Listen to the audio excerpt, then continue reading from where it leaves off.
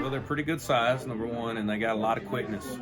And when you put those three guys in the game at one time, they're really aggressive.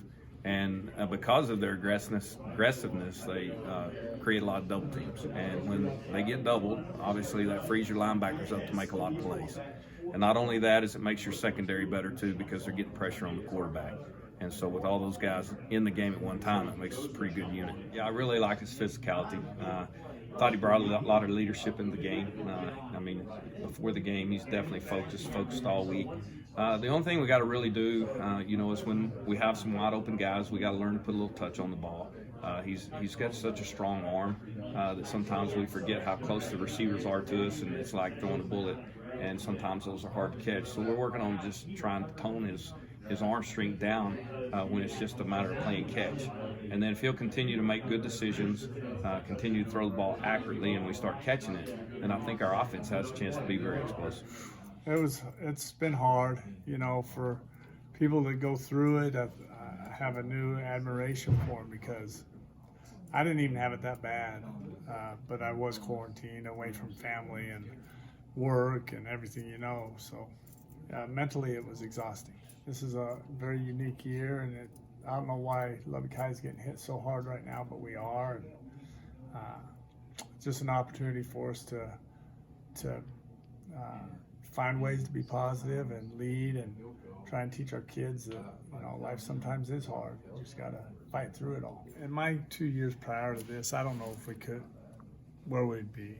I'm not sure we'd still have enough kids to practice. I think a lot of kids would have quit and turned on each other. But with this group, they're pretty resilient, and they understand grit and fighting through some adversity. And those kids are doing a good job. It's easy for kids to quit, especially in today's society where you see kids transferring all the time.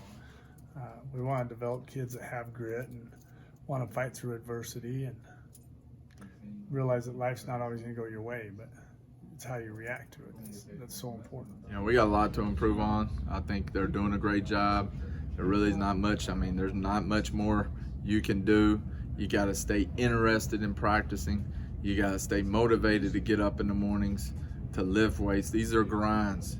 It's a long season. We're asking them to play an NFL season in a high school body. So, you got grades, you got girls, you got COVID, you got all these other things. And how do you train your mind to get excited every day? Adults struggle with it, and we're asking teenage kids to be mature, but I'm telling them that's got to be our edge. Almost Nick Saban, when he says that, when you get older and you're coaching, it kind of comes true. You're playing to improve yourself more than anything. So is Lubbock High, and they're trying to get better. And you worry about one play at a time, so we teach them that one play is a game, and then we have 63 games. If we get 63 snaps, those are 63 individual games. You got to win more of them than your opponent does, and be fired up about playing.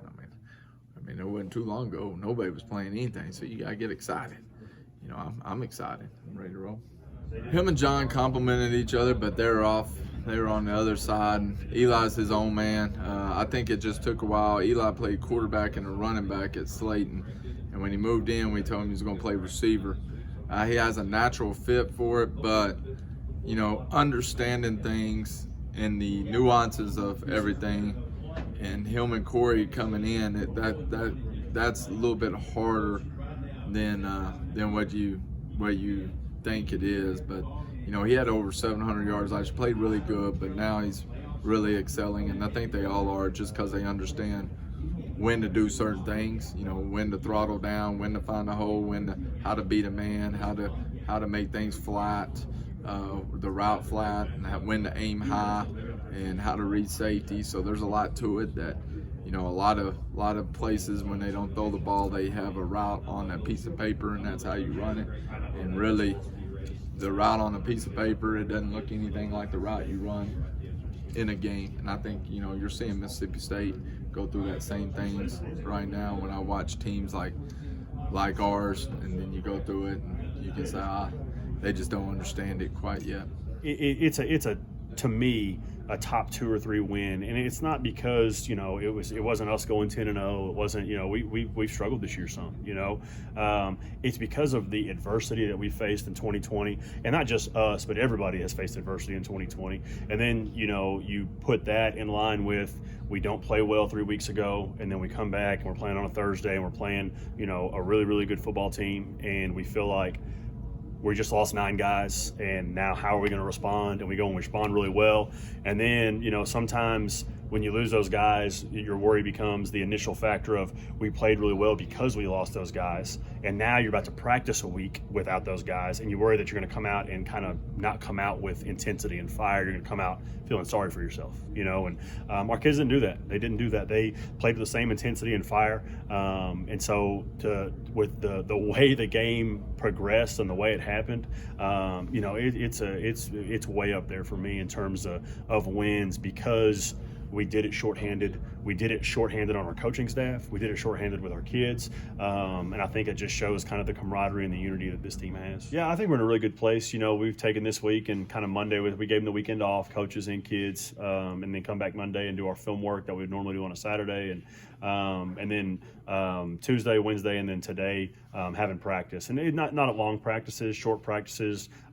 Tuesday was more of a let's make corrections off what we did on Friday and some fundamental stuff. And we'd already traded film with Pecos because we knew who we were going to play. And so we were able to get film broken down and meet a little bit and talk about kind of an initial game plan of what we think and, how we want to do things and their basic blitzes and their basic offense. And so yesterday we introduced that to the kids, and then today we'll kind of introduce more of Pecos. And, being a short week next week, we feel like it's an advantage for us to have a bye week and be able to, use 3 practices and not long, but kind of encompass a full practice of a full day if it was a regular, regular practice day.